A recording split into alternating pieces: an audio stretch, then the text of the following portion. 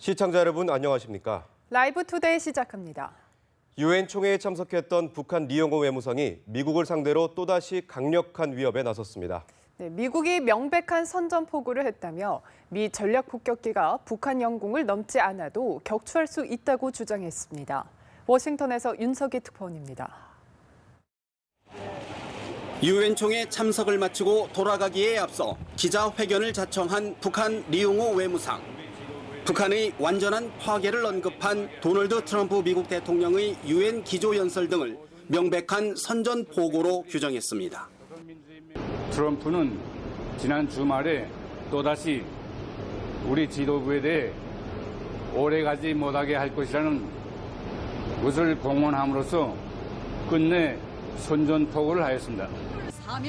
미국이 먼저 선전포고한 만큼 유엔 헌장에서 인정한 대로 앞으로는 미국 전략 폭격기에 대한 격추 등 자위적 대응 권리를 갖는다고 강변했습니다. 미국 전략 폭격기들이 설사 우리 영공 개선을 채 넘어서지 않는다고 해도 이미 시각에 쏘아떨굴 권리를 포함해서 모든 자위적 대응 권리를 보유하게 될 것입니다. 이틀 전 미국의 전략 폭격기 B-1B 랜서가 북한 측 동해 최북단 상공에서 무력 시위를 펼친 데 대한 강력한 반발로 풀이됩니다. 미국이 다시 무력 시위에 나설 경우 맞대응할 수 있다는 협박이자 책임을 미국에 돌리려는 명분 쌓기로도 해석됩니다.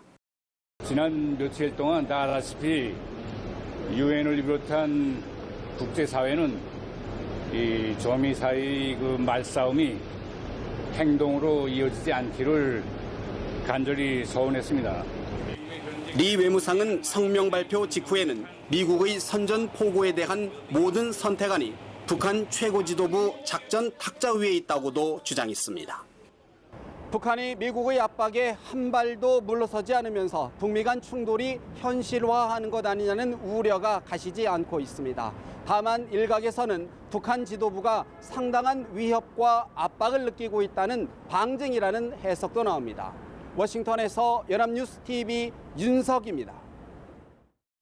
네, 미국 정부는 북한 리용호 외무성의 선전포고 주장에 터무니없다며 일축했습니다. 북한이 군사 대응에 나설 경우 북한을 다룰 옵션을 대통령에게 제공하겠다며 강하게 경고했습니다. 워싱턴에서 강영두 특파원입니다. 미 백악관은 북한의 선전포고 주장에 터무니없는 것이라며 정면 반박했습니다. 세라 허커비 샌더스 백악관 대변인은 리용호 북한 외무상의 기자회견 직후 기자들과 만나 우리는 북한에 대해 선전포고를 한 바 없다고 밝혔습니다. We've not declared war on North Korea, and frankly, the suggestion of that is absurd. 북한 영공을 넘지 않더라도 미국 폭격기를 격추할 수 있는 권리가 있다는 주장에 대해서도 국제 공역에서 다른 나라 비행기를 타격하는 일은 결코 적절한 일이 아니라고 지적했습니다. 국무부 카티나 애덤스 동아시아 태평양 담당 대변인도 어떤 나라도 국제 공역에서 다른 나라의 비행기나 배를 타격할 권리는 없다고 강조했습니다. 미 국방부는 한 발 더 나아가 북한이 군사적으로 대응할 경우 군사 옵션을 가동할 수 있다고 경고했습니다. 로버트 매닝 미 국방부 대변인은 만약 북한이 도발 행위를 중단하지 않으면 우리는 트럼프 대통령에게 북한을 다룰 옵션을 제공할 것이라는 점을 분명히 밝힌다고 말했습니다. 미 국방부는 경제 외교적 압박을 우선순위에 두면서도 트럼프 대통령의 지시에 따라 다양한 대북 군사적 옵션을 검토했다고 밝힌 바 있습니다. 워싱턴에서 연합뉴스 강영두입니다. 북한이 여론전에 주력하고 있습니다. 미국을 위협하는 성명을 잇따라 발표하는가 하면 외국 정당과 의회에 미국을 비난하는 공개 서한도 보냈는데요. 내부적으로는 반미 군중 집회를 잇따라 열고 차제 결속을 꾀하고 있습니다. 김혜영 기자입니다. 북한 아시아태평양 평화위원회는 도널드 트럼프 미 대통령의 유엔 총회 연설을 선전포고로 규정했습니다. 미국이 군사적 선택을 한다면 가장 비극적인 종말로 이어질 것이라고 경고했습니다. 민족화해 협의에도 트럼프 대통령이 어떤 값비싼 대가를 치르게 되는지 느낄 것이라고 위협했습니다. 외국 정당과 의회에도 공개 서한을 보내며 여론전에 힘을 쏟았습니다. 노동당 중앙위원회는 외국 정당의 반미 공동행동을 최고인민회의 외교위원회는 북한 핵 보유의 정당성을 강조했습니다. 노동신문은 개인 사설에서 미국이 핵 전략 폭격기를 위세 비행하는 것 외에 할 수 있는 게 없다고 강변하기도 했습니다. 전국 각지에서는 반미 군중 집회가 잇따라 열렸습니다. 참가자들은 일제히 목소리를 높이며 미국을 향한 적개심을 고취시켰습니다. 관영 매체를 통해 반미 항전의 의지로 공사에 매진하는 사례를 전하기도 했습니다. 밥 먹도 짓거리고 있는 이 늑다리 트럼프농에는 이제 더 이상 말로야 소용이 없습니다. 주민을 독려하는 차원에서 국가대표급 예술단을 동원한 종합 공연을 강원도 원산에 이어 함경남도 함흥에서도 개최했습니다. 북한이 강대강으로 치닫는 미국과의 대립 국면을 역으로 이용해 내부 결속의 계기로 삼고 있습니다. 연합뉴스TV 김혜영입니다. 한미 당국은 문재인 대통령의 뉴욕 방문 기간 중 전략폭격기 B-1B 랜서의 북한 동해상 무력 시위를 협의한 것으로 알려졌습니다. 청와대 관계자는 기자들과 만나 B-1B와 F-15C의 무력 시위는 문 대통령이 뉴욕에 있을 때부터 실시간으로 보고된 사항으로 한미 간에 세밀하게 논의됐고 긴밀한 공조하에 이뤄졌다고 강조했습니다. 이번 무력 시위에 우리 공군이 가담하지 않은 것과 관련해 청와대는 북방 한계선인 NLL을 준수하는 차원에서 참가하지 않은 것이라고 밝혔습니다. 미국의 전략폭격기 B-1B 랜서 편대에 지난 23일 북한 동해 국제공역 비행이 동해안에 배치된 북한군의 지대공 미사일 레이더에 포착됐을 수 있다는 관측이 제기됐습니다. 하지만 군 당국은 B-1B가 대공 레이더에 포착됐을 가능성은 낮게 판단하고 있습니다. 정부의 한 소식통은 B-1B가 북한 강원도 고성에서 동쪽으로 200여 킬로미터의 동해 국제공역에서 비행했을 당시 북한군 대공 레이더는 가동되지 않은 것으로 한다고 전했습니다. 우리나라 중앙은행인 한국은행을 상대로 한 사이버 공격이 최근 급증한 것으로 나타났습니다. 특히 그중에는 북한의 해킹 시도까지 포함되어 있는 것으로 확인됐습니다. 최덕재 기자입니다. 지난 2013년부터 올해 8월까지 한국은행에 대한 외부의 해킹 공격은 총 399건을 기록했습니다. 연도별로 보면 2013년 149건을 기록한 이후 다소 줄어들다가 올해 들어 116건으로 급증했습니다. 그중 해킹 시도가 273건으로 제일 많았고 전체 공격의 82%는 해외에서 이루어졌습니다. 정부 당국자는 특히 북한이 한국은행을 상대로도 수차례에 걸쳐 사이버 공격을 시도한 것으로 파악된다고 밝혔습니다. 북한은 최근 새로운 외화벌이 수단으로 전 세계 금융기관에 대한 사이버 공격을 적극 활용하고 있는 것으로 알려졌습니다. 이들은 주로 해킹 메일을 보내 개인 PC에 침투하는 방식을 이용합니다. 북한은 지난해 5월 발생한 국제결제 시스템망 스위프트 해킹 사건의 유력한 용의자로도 지목받아 왔습니다. 자유한국당 심재철 의원은 최근 잇따른 북한의 도발로 긴장감이 최고조에 달한 만큼 북한이 한국은행 등의 사이버 공격을 시도할 가능성이 커졌다며 사이버 보안에 만전을 기해야 한다고 말했습니다. 연합뉴스TV 최덕재입니다. 이명박 정부의 국가정보원이 자행한 각종 정치 공작 의혹의 책임자로 꼽혀온 원세훈 전 원장이 오늘 검찰에 소환됩니다. 윗선 캐기에 집중하고 있는 검찰 수사가 분수령을 맞게 됐습니다. 오예진 기자입니다. 원세훈 전 국정원장이 지난 2013년 이후 4년 만에 다시 피의자 신분으로 검찰에 출석합니다. 2012년 총선과 대선을 전후해 48개 민간인 댓글 부대를 운영하며 70억 원의 국고를 부당하게 사용한 혐의입니다. 2013년 기소된 댓글 사건은 지난달 파기환송심 재판에서 국정원법과 공직선거법 위반 혐의에 대해 징역 4년과 자격정지 4년이 선고됐습니다. 검찰은 사건 전모를 사실상 파악한 만큼 원 전 원장의 지시와 보고 수령 등 구체적인 개입 여부를 집중 추궁할 방침입니다. 나아가 이명박 당시 대통령을 수시로 독대한 정황도 파악하고 어느 정도까지 보고가 이루어졌는지도 조사할 방침으로 전해졌습니다. 원 전 원장은 문화예술계 블랙리스트를 만들고 관련 인사들의 퇴출을 주도한 혐의도 받고 있습니다. 이 밖에 박원순 제안문건 공작과 보수단체를 통한 관제 시위, 이용훈 전 대법원장 퇴임 압력, 방송장악 시도에도 깊숙이 연루된 것으로 의심을 받아왔습니다.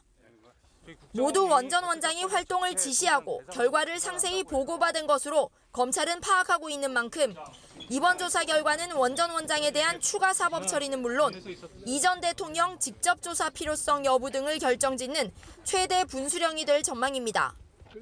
검찰은 이와 함께 MBC 전현직 PD 등 국정원 방송장악 사건에 연루된 피해자들을 이번 주 줄줄이 불러 조사하기로 했습니다. 연합뉴스TV 오혜진입니다. 소설가 황석영 씨와 방송인 김미화 씨가 블랙리스트 진상조사위원회에 공개적으로 조사 신청서를 제출했습니다.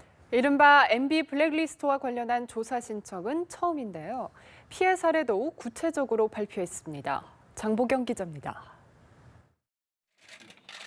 소설가 황석영 씨와 방송인 김미화 씨가 문화체육관광부 산하 블랙리스트 진상조사위원회에 조사 신청을 했습니다. 이미 오랫동안 불온한 작가로 낙인 찍혀 살아왔다는 황 작가는 구체적인 사례를 제시했습니다. 2011년 대선에서 야권 단일화 운동에 나서고 국민연대 공동대표를 맡은 뒤 온라인 공격이 더 집요해졌다고 기억했습니다. 방북 직후에는 자신이 작사한 님을 위한 행진곡이 김일성의 지령을 받아 만든 것이라는 사실 왜곡도 계속됐다고 말했습니다. 또 국정원 직원에게 정부 비판을 하면 망신을 주겠다는 주의를 들었습니다. 세월호 사건 작가회 성명서 발표에 대표로 나선 후에는 청와대 측에서 만나자는 연락이 왔다고 설명했습니다. 요지는 그런 일에 내가 연루되는 것을 염려한다는 것과 광주의 노래인 임을 위한 행진곡의 가사 개작에 관한 글을 쓸 의향이 있는가 하는 것과 황 작가는 2014년부터 매년 검찰 측의 수사 목적 요청으로 금융거래 정보가 제공된 이유 등 모두 3가지의 사실을 확인하고 싶다는 입장입니다. 검찰에서 참고인으로 조사를 받은 방송인 김미화 씨는 국정원에서 작성한 본인에 대한 방대한 양의 서류에 분노를 표현했습니다. 골수 좌파 연예인, 종북 세력 연예인 김미화. 맨 마지막 페이지로 가서는 이렇게 돼 있습니다. 수용 불가. 김미화 수용 불가. 제가 어디서 수용 불가일까요? 진상조사위원회는 두 사람의 증언으로 더 많은 피해 문화예술인들이 진상조사에 참여하는 계기가 되기를 기대하고 있습니다. 연합뉴스TV 장보경입니다. 문재인 대통령이 내일 5당 대표를 청와대로 초청해 안보 현안을 논의하고 협력을 다지는 자리를 추진 중입니다. 이를 통해 협치 재개발판을 마련한다는 구상인데 자유한국당은 형식적인 대화가 될 것이라며 불참 의사를 분명히 하고 있습니다. 이경희 기자입니다. 문재인 대통령이 여야 지도부와의 회동 일정을 조율하고 있습니다. 유엔 외교 성과를 설명하는 동시에 초당적 대응이 필요한 안보 현안을 놓고 머리를 맞대보자는 취지인데 현재로선 27일 수요일이 유력하게 거론됩니다. 보다 생산적 정치를 펼치는 방안에 대해 지혜를 모으는 것이 필요한 상황이라고 생각합니다. 정치권이 국민들께 국가적 문제에 대한 초당적 협력이라는 추석 선물을 드릴 수 있었으면 좋겠습니다. 외교 안보 현안이 주 안건이지만 문 대통령은 김명수 대법원장 인준 협조에 대한 고마움을 전하면서 협치 분위기 조성에도 주력할 것으로 보입니다. 여야정 국정상설협의체 구성 논의에도 본격적으로 나서겠다는 구상인데 야당에선 확연한 온도차가 느껴집니다. 특히 자유한국당은 홍준표 대표가 형식적 대화는 거부하겠다며 불참 입장을 고수하고 있어 지난 7월 G20 정상회의 이후 진행된 회동 때처럼 4당 지도부만 참석할 가능성이 커지고 있습니다. 다만 만남 자체보다는 5당이 한꺼번에 참여하는 형식에 문제를 제기해 양자회담 등으로 형식이 달라질 경우 응할 가능성을 열어뒀습니다. 국민의당 안철수 대표는 여야정 협의체나 협치는 국회에서 다뤄야 하고 국회가 주체가 돼야 한다고 말해 외교 안보 이외의 현안 논의에는 선을 그었습니다. 바른정당 주호영 대표 권한대행은 회담에는 응하겠다면서도 문 대통령이 야당의 고언을 진지하게 경청할 준비가 돼 있어야 한다며 보여주기식 회동에 그친다면 오히려 다음 회동을 어렵게 할 것이라고 강조했습니다. 연합뉴스TV 이경입니다. 정부가 저성과자 해고 등 쉬운 해고 논란이 일었던 양대 지침을 폐기했습니다. 지난해 양대 지침 도입으로 노사정 대화가 중단됐던 만큼 이번 폐기 선언이 사회적 대화를 복원하는 계기가 될 수 있을지 주목됩니다. 박수주 기자입니다. 양대 지침은 박근혜 정부가 지난해 1월 발표한 것으로 일반 해고와 취업규칙 변경 요건 완화 등을 담고 있습니다. 저성과자 해고가 가능하고 근로자에게 불리한 사규라도 사회 통념상 합리성이 있으면 노조나 근로자 과반의 동의 없이도 바꿀 수 있도록 했습니다. 문재인 정부는 이를 공식 폐기하기로 했습니다. 도입 당시 사회적 공감대 없이 강행된 측면이 있고 이후 한국노총이 노사정위원회를 탈퇴하는 등 노사정 대화 단절과 사회적 갈등의 원인이 됐다는 판단입니다. 법적 효력이 없는 양대 지침을 근거로 공공기관과 공기업 254곳 중 80곳이 노사 합의 없이 성과연봉제를 밀어붙인 탓에 수십 건의 민형사상 다툼이 진행 중이라는 점도 지적했습니다. 노동이 존중받는 사회를 위한 사회적 대화 복원이 물꼬가 트일 수 있을 것으로 기대합니다. 노동계는 일단 환영의 뜻을 밝혔습니다. 노사정 대화 재개를 희망하는 목소리도 일각에서 터져나왔습니다. 그러나 한국노총은 아직 노사정의 복귀를 언급할 단계는 아니라며 신중한 모습을 보였습니다. 양대 지침 폐기는 최소한의 조건일 뿐 그간 후퇴한 노동기본권 보장과 사측에 유리한 노사정의에 이른바 기울어진 운동장 구조를 바로잡는 정부의 노력이 더 필요하다는 설명입니다. 한국노총은 26일 기자회견을 열고 사회적 대화와 관련한 제안을 내놓을 예정입니다. 연합뉴스 TV 박수주입니다. 고용노동부가 파리바게뜨 제빵사에 대해 불법 파견이라고 판정하면서 그 파장이 일파만파 퍼지고 있습니다. 파리바게뜨 가맹점에 제빵사를 공급한 협력업체들은 법적 대응을 불사하겠다고 밝혔고 야당은 파리바게뜨 관계자의 국정감사 소환을 추진하고 있습니다. 정선미 기자입니다. 고용부가 가맹점 제빵사에 대해 불법 파견 결정을 내리자 파리바게뜨 협력업체들은 강하게 반발했습니다. 협력업체 대표들은 기자회견을 열고 고용부와 정치권에서 제기한 폭리 의혹은 사실무근이라며 법적 대응을 예고했습니다. 이들은 제빵사 1인당 가맹점에게 받는 도급료와 본사에게 받는 분담금은 총 400여만 원이라며 이 중 제빵사 급여와 4대 보험료, 휴일지원 제빵사 비용 등을 제외하면 협력업체가 챙기는 도급 수수료는 2% 미만이라고 주장했습니다.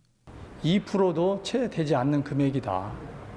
그 금액은 저희도 실제로 운영이 어려워서 수차례 크라상이나 점주협의회에 인상을 요청한 바도 있고 한데 터무니없이 1인당 몇백만 원이다 이런 부분은 이정미 정의당 대표는 자유한국당과 바른정당이 불법 파견을 저지른 파리바게뜨를 싸고 돈다고 지적하며 국정감사에 허영인 SPC 그룹 회장 등을 증인으로 부르겠다고 말했습니다.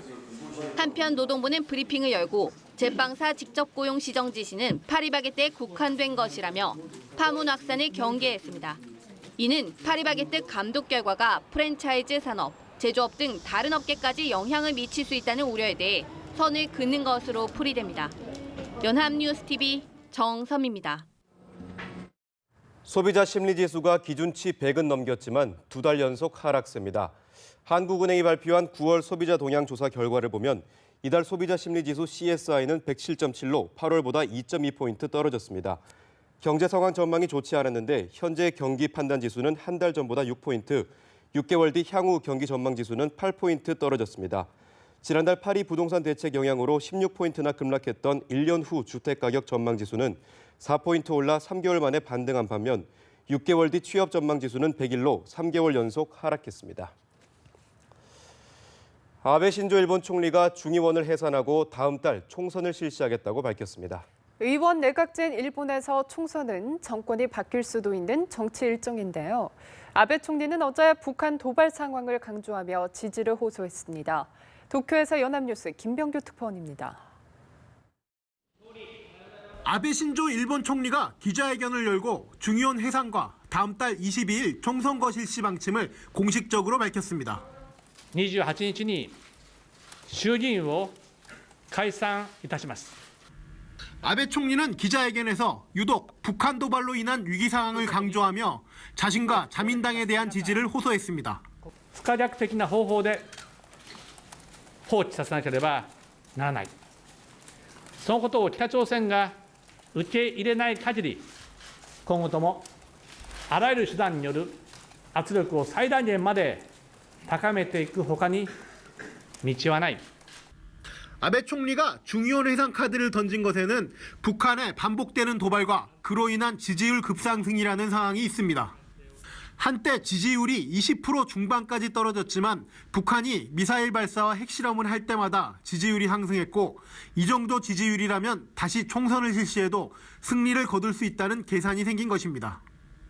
여기에 곧 열릴 임시국회에서 사학 스캔들과 관련해 자신의 비난이 쏠릴 것이라는 상황을 우려해 해산 결단을 한 까닭에 꼼수 해산이라는 지적도 나옵니다. 지난 8월 도쿄도의회 선거에서 자민당을 누르고 압승을 거둔 고이케 유리코 도쿄도지사의 신당 희망의 당의 돌풍이 얼마만큼 거셀지가 선거의 판세를 좌우할 것으로 보입니다. 아베 총리는 평화헌법을 개정해 일본을 전쟁 가능한 국가로 변신시키겠다는 야욕을 가지고 있습니다. 북한 도발 상황을 기회로 군국주의화에 박차를 가해온 일본이 선거 이후 어떤 모습으로 변할지 주목됩니다. 도쿄에서 연합뉴스 김병규입니다. 오늘은 전국이 차차 흐려지겠고 제주에 비가 내리겠습니다. 늦더위는 계속된다고 하는데요. 네, 자세한 날씨는 기상캐스터 연결해서 알아보겠습니다. 김진 캐스터. 네, 지금 대체로 맑은 하늘을 보이고 있지만 아직도 내륙 곳곳에는 안개가 남아있는 곳들이 있죠. 지금 장수나 산천 등 100m 앞도 보기 힘든 곳들이 있습니다. 이 안개는 오전 중에 모두 거치겠습니다. 미세먼지 농도는 어제보다 낮아져 대체로 보통 수준은 보이겠는데요. 호남은 오전까지 나쁨 수준은 보일 수 있겠습니다. 또 오늘은 남서쪽에서 들어오는 기압골의 영향을 받겠습니다. 지금은 대체로 맑지만 오후에는 차차 흐려지겠고 제주에 비가 내리겠습니다. 늦더위는 계속됩니다. 서울과 전주 기온 모두 30도 등 대부분 30도 가까이 오르겠습니다. 광주와 대구의 기온도 29도, 부산 27도, 강릉 26도 예상됩니다. 하지만 내일은 전국에 비가 내리면서 더위가 한풀 꺾이겠습니다. 특히 모레 목요일에는 찬 공기가 유입되면서 바람 불고 급격히 쌀쌀해지겠습니다. 연휴 첫날인 토요일에도 평년보다 낮은 기온이 예상되니까요. 슬슬 두께감 있는 옷들을 꺼내놓으셔야겠습니다. 내일은 전국에 비가 내리겠습니다. 제주와 남해안에 최고 60mm로 제법 오겠습니다. 이후 주말과 휴일까지 막다가 다음 주 월요일과 화요일 사이 또 한 번 전국에 비가 내릴 걸로 예상됩니다. 지금까지 날씨 전해드렸습니다.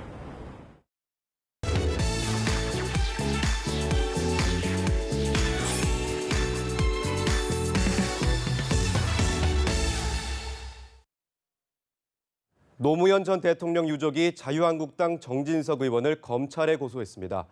노 전 대통령 서거 원인과 관련된 정 의원 발언을 놓고 민주당과 한국당 사이의 날선 공방도 연일 이어지고 있습니다. 정영빈 기자입니다. 노무현 전 대통령의 아들 건호 씨가 자유한국당 정진석 의원을 명예훼손 등의 혐의로 검찰에 고소했습니다. 정치적인 필요에 따라 고인을 욕보이는 일이 끊임없이 반복되고 있습니다. 정치적 가해 당사자가 오히려 피해자를 다시 짓밟는 일은 용납하기 어렵습니다. 건호 씨는 아버님이 무슨 잘못을 했기에 계속 현실 정치에 소환돼야 하는지 이해할 수 없다고 심경을 내비쳤습니다. 더불어민주당은 한국당과 정 의원을 향한 맹공을 이어갔습니다. 추미애 대표는 한국당이 노 전 대통령을 부각해 정치보복 프레임을 짜고 있다고 비판했습니다. 그 막말을 그덕그덕 스스로 옹호하는 것을 보면 다분히 계산된 것이 아닌가 생각을 합니다만 스스로의 오판으로 끝날 것입니다. 이명박 전 대통령을 겨냥한 공세 수위도 한껏 끌어올렸습니다. 민주당은 군 내부 문건을 통해 사이버 사령부 정치 댓글 의혹에 이명박 전 대통령이 개입한 정황이 드러났다며 검찰 수사를 촉구했습니다. 사이버 사령부의 군무원 증원을 이명박 대통령이 직접 지시한 것이며 또한 사이버사의 작업 결과를 일일 동향, 작전 결과 등의 이름으로 청와대가 직접 보고받았다는. 한국당 홍준표 대표는 민주당의 공세가 노 전 대통령의 뇌물 사건 재수사로 이어질 수 있다며 응수했습니다. 민주당이 침소봉대에서 문제를 키우는 것은 결국은 640만 달러 뇌물 사건의 재수사 문제와 정진석 의원도 국정원과 검찰 등을 끌어들여 정적을 탄압하는 것이 적폐라며 정부가 국가기관을 이용한 전 정권 죽이기를 하고 있다고 물러서지 않았습니다. 연합뉴스 TV 정영빈입니다. 가수 고 김광석 씨의 딸 서연양 사망 사건을 재수사하고 있는 경찰이 서연양 사망과 관련해 유기치사 혐의로 고발된 김 씨 부인 서혜순 씨를 조만간 소환 조사합니다. 이철성 경찰청장은 어제 서 씨를 지난 주말 출국 금지 조치했다며 서 씨의 방송 출연 일정을 고려해 출석 일정을 조율하겠다고 밝혔습니다. 경찰은 선천적으로 몸이 좋지 않은 서연양을 서 씨가 적절한 환경에서 양육했는지 등을 조사할 방침입니다. 아울러 서 씨가 서연양 사망 이후에도 저작권 관련 소송에서 딸 이름으로 조정 결정을 받은 부분이 소송 사기에 해당하는지도 살펴볼 계획입니다. 전 여자친구를 길거리에서 골프채로 마구 때린 60대가 시민들의 도움으로 검거됐습니다. 서울 서부경찰서에 따르면 60살 A씨는 전 여자친구 54살 B씨가 이별을 통보하고 만나주지 않자 지난 21일 은평구의 한 골목에서 골프채로 폭행했습니다. 폭행은 길을 지나던 43살 황모 씨가 골프채를 빼앗으며 끝이 났습니다. 하지만 A씨는 뒤이어 미리 준비한 염산을 뿌리려고 했고 황 씨와 또 다른 행인 37살 서모 씨가 함께 이를 제압했습니다. 경찰은 A씨를 살인미수 혐의로 구속하고 황 씨와 서 씨에게는 용감한 시민상을 수여했습니다. 2014년 필리핀에서 벌어진 한국인 관광객 피살 사건의 살해교사범이 구속됐습니다. 빌린 돈 5억 원을 도박으로 날리자 채권자를 필리핀으로 초대해 현지인에게 살해를 의뢰했는데요. 경찰은 4년간 수사를 벌인 끝에 피의자로부터 자백을 받아냈습니다. 조성흠 기자입니다. 2014년 2월 필리핀 북부 앙헬레스의 한 인적이 드문 거리, 한국인 관광객 4명이 거닐고 있습니다. 맞은편에서 다가오는 오토바이에 탄 괴한이 권총을 뽑아들었고 6발의 총성이 울려 퍼졌습니다. 일행 중 한 명은 그 자리에서 쓰러져 숨졌습니다. 피해자는 당시 64살 허모 씨로 40살 신모 씨의 초대로 필리핀 관광을 왔다가 변을 당한 겁니다. 서울경찰청 국제범죄수사대는 사건 발생 후 4년에 걸친 수사 끝에 신 씨를 살인교사 혐의로 구속했습니다. 허 씨에게 사업자금으로 5억여 원을 빌린 신 씨는 도박으로 모두 탕진하자 빚을 갚지 않으려고 허 씨를 필리핀으로 초대해놓고 현지인에게 약 750만 원을 주고 살인을 청부했습니다. 현지 청부 살해업자는 암살자와 오토바이 운전사를 고용했고 이들은 강도로 위장해 허 씨를 살해했습니다. 경찰은 신 씨가 허 씨에게 5억 원 상당의 채무가 있었던 점 등에 따라 사건 초기부터 용의자로 지목했으며 4년에 걸친 끈질긴 노력 끝에 범행 일체를 털어놓게 만들었습니다. 피해자의 필리핀 운전수, 필리핀인 총기 대여자 진술을 확보하고 그에 부합하는 증거들을 제시하면서 피해자가 마침내 자백하여 경찰은 현지 살인 청부업자 검거를 위해 필리핀 사법기관에 국제공조수사를 요청할 계획입니다. 연합뉴스 TV 조성흠입니다. 3년 전 교수가 조교와 갈등을 빚다 황산을 뿌려 이른바 황산 테러 사건을 한 걸 기억하실 텐데요. 해당 교수는 형이 확정돼 옥살이를 하고 있는데 수억 원의 배상금까지 물어야 할 처지에 몰렸습니다. 김민혜 기자입니다. 3년 전 수원지방검찰청 형사조정실에서 일어난 이른바 황산 테러 사건. 업무 문제로 갈등을 빚다 조교를 고소한 교수는 화해 차원에서 마련된 자리에서 갑자기 준비해온 황산을 뿌렸습니다. 이 바람에 조교와 함께 있던 부모 등이 화상을 입었고 교수는 지난해 징역 8년의 형을 확정받았습니다. 피해를 당한 조교와 부모가 교수를 상대로 손해배상 소송을 제기했는데 2년 만에 1심 선고가 내려졌습니다. 법원은 교수가 조교와 부모에게 모두 합쳐 8억여 원을 배상하라고 판결했습니다. 이들이 받거나 받아야 할 치료비, 또 위자료 등을 모두 계산한 금액입니다. 재판부는 특히 형사사건에서 조교의 어머니를 다치게 한 혐의는 무죄가 났기 때문에 배상 책임이 없다는 교수의 주장을 받아들이지 않았습니다. 이들이 모여있던 만큼 조교에게 황산을 뿌릴 경우 주변 사람도 다치게 할 수 있다는 점을 교수가 충분히 예견할 수 있었던 겁니다. 재판부는 다만 교수가 검찰청사에 황산을 가지고 들어갔는데도 제지하지 않았다며 조교 측이 국가를 상대로 낸 손해배상 소송에 대해선 당시 출입 담당 공무원이 중대한 위험 상황이 발생할 우려가 있었음을 예견했다고 볼 수는 없다는 등의 이유로 기각했습니다. 연합뉴스 TV 김민혜입니다. 제주 추자도 갯바위에서 낚시를 하던 남성이 미끄러져 추락했다 구조됐습니다. 경기도 오산에서는 삼중 추돌 사고가 나 5명이 다쳤습니다. 사건 사고 소식 김수강 기자 쏩니다.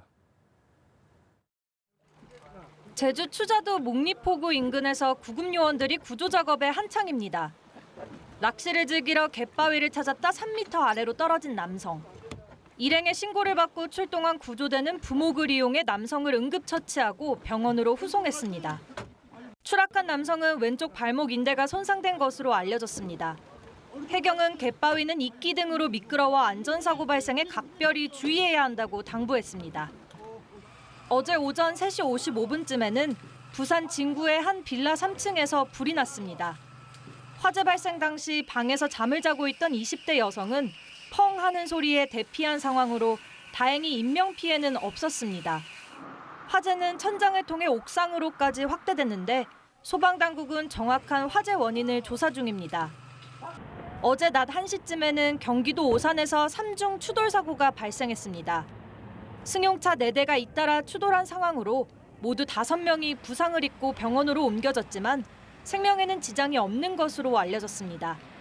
연합뉴스 TV 김수강입니다. 대구시 교육청은 여름방학 동안 성면 해체 제거 공사를 한 학교 가운데 성면 의심 물질이 나온 7곳 23개 교실 사용을 일시 중지한다고 밝혔습니다. 성면 해체 제거 후 정부 합동 점검 결과 이들 교실에서는 성면으로 의심 가는 조각이 발견됐습니다.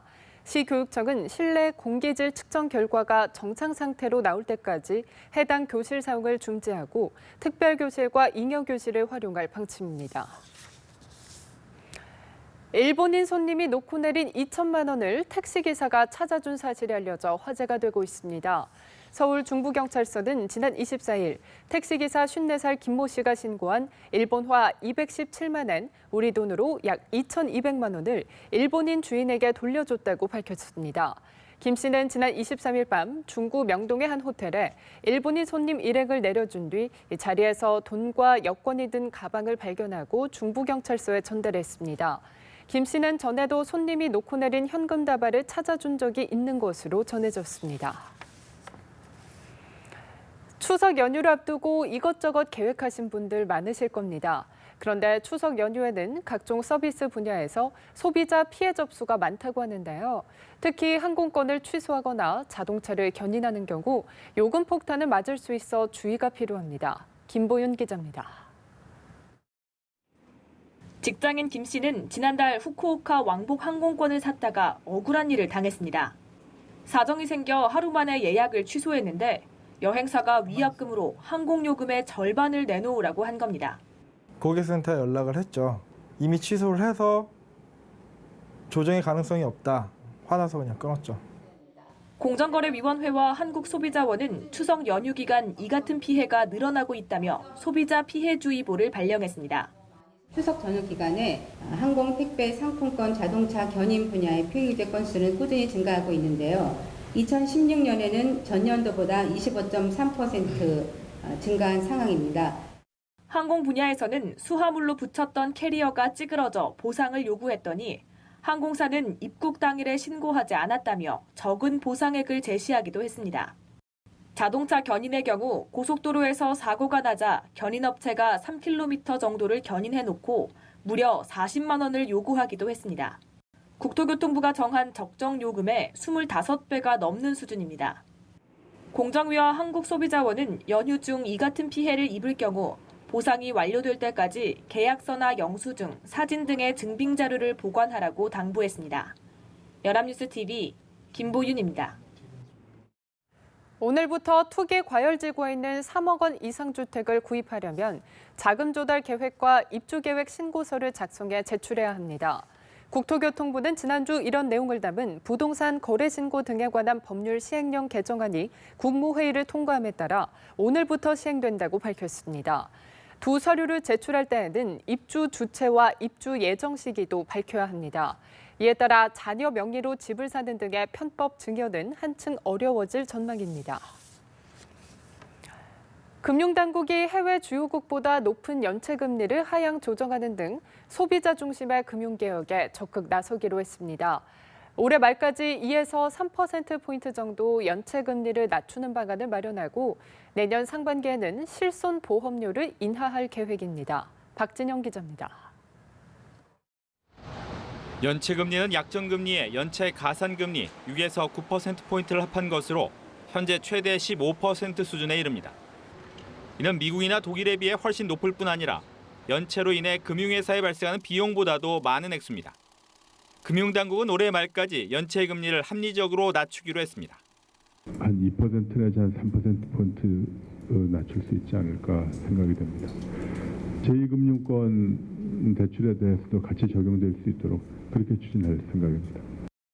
지난 8월 건강보험 보장성 강화 대책에 따른 실손의료보험의 손해율 하락 효과를 분석해 내년 상반기에는 실손보험료 인하를 유도하고 과거에 수술 등 진료 기록이 있거나 고혈압 등 만성질환을 갖고 있는 사람도 최근 2년 내 치료 이력이 없으면 가입 가능한 실손의료보험 상품을 내년 4월까지 개발합니다. 서민 금융상품인 햇살론 가입도 쉬워집니다. 비대면 금융서비스 확장 추세에 맞춰 햇살론의 온라인 방식을 내년 1월까지 도입해 현행 10.5%보다 1~2%포인트 금리 혜택을 더 주기로 했습니다. 최종구 위원장은 소비자와 간담회에서 금융개혁을 발표하면서 소비자분이라는 표현까지 써가며 자세를 한껏 낮췄습니다. 소비자분들의 적극적인 말씀을 해주시면 저희가 이것을 소중하게 잘 듣도록 철저하게 관리해 나가도록 하겠습니다. 금융위는 추진단을 구성하고 현장 점검을 수시로 진행해 소비자 중심 금융개혁을 계속해 나갈 계획입니다. 연합뉴스TV 박진영입니다. 인구 고령화로 의료 인력의 수요는 더 늘어날 전망이지만 우리나라 의사 수는 여전히 부족한 것으로 드러났습니다. 경제협력개발기구 회원국 중 최하위에 불과한데 그나마도 대도시 쏠림이 심하고 그렇다고 뾰족한 의사 인력 확충 대책도 없는 실정입니다. 김장현 기자입니다. 우리나라의 의사 수는 재작년 기준 인구 1000명당 2.2명, 경제협력개발기구 OECD 회원국 중 최하입니다. 이마저도 한의사를 포함한 겁니다. OECD 최고인 오스트리아의 5.1명엔 절반도 안 되는 것은 물론 OECD 회원국 평균 3.3명에도 크게 못 미칩니다. 사정이 이렇다 보니 2020년에는 의사가 1,800여 명, 2030년에는 7,600명이 모자랄 것이란 게 국책연구기관의 추산입니다. 전체 수도 부족하지만 지역 간 의료 인력 쏠림 현상도 심각합니다. 2014년 기준 인구 10만 명당 의사 수를 지역별로 보면 경북은 116명, 울산은 123명인데 반해 서울은 267명으로 지역 간 2배 이상 차이를 보였습니다. 하지만 정부는 의사협회의 반발 등으로 의사 인력 공급 확대 방안은 손도 못 댄 채 현재로선 간호사 인력 공급 확대 계획만 준비하고 있습니다. 신규 배출 인력의 단계적 확대와 함께 간호사 근무 환경 및 처우 개선 등을 통해 경력 단절을 방지하고 장기 근속을 유지할 수 있는 방안을 마련하여 금년 중 발표할 계획입니다. 부족한 의사 수를 늘리고 의료 취약지 의사 부족을 막으려면 일정 기간 공공 분야나 의료 취약지 복무를 전제한 이과대학 신설이나 공중보건 장학제도 같은 획기적 대안 마련이 시급하다는 지적입니다. 연합뉴스TV 김장현입니다.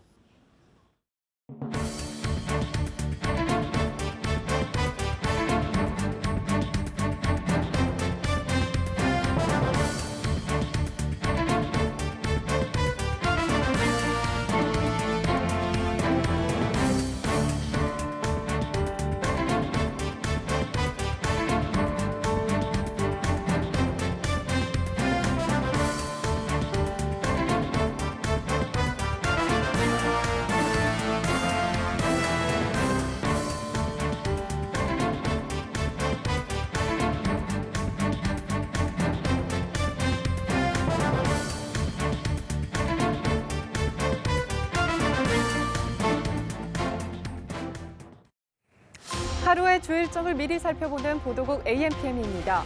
9월 26일 화요일 오늘의 주 일정 함께 보시죠.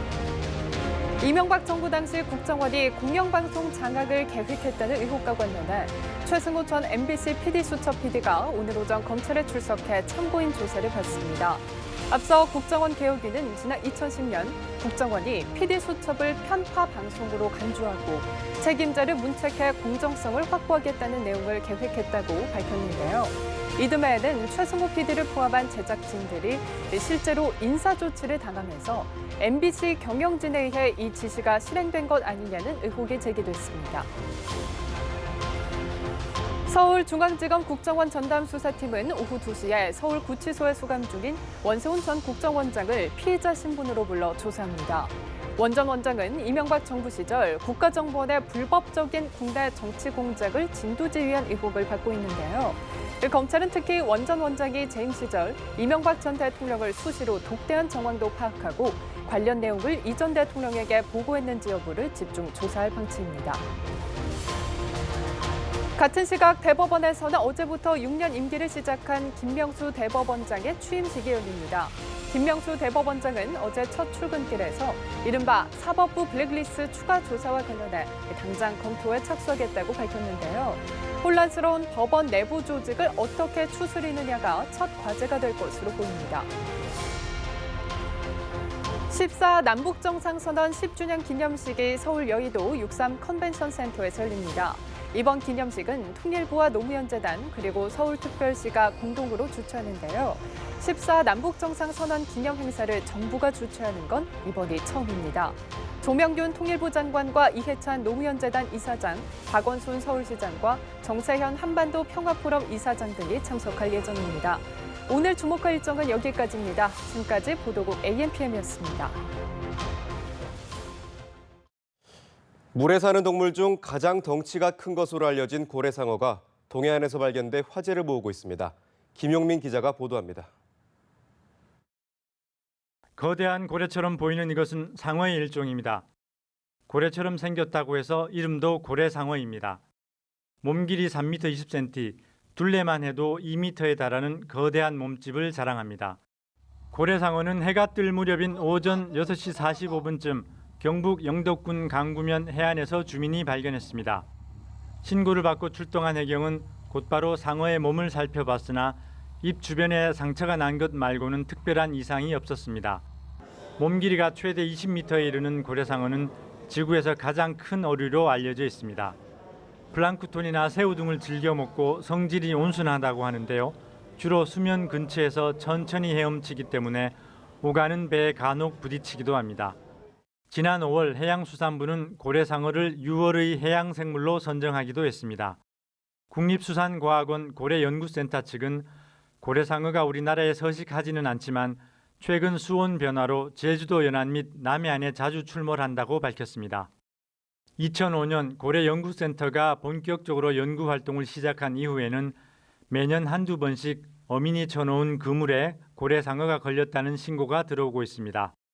고래상어를 다시 바다로 돌려보낸 해경은 고래상어, 물개 등 국제 멸종 위기에 있는 해양생물은 포획뿐 아니라 혼획도 금지돼 있다며 우연히 잡히거나 사체를 발견했을 때에도 반드시 신고해야 한다고 밝혔습니다.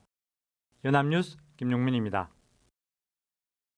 이상으로 라이브 투데이 마칩니다. 함께해 주신 여러분 고맙습니다.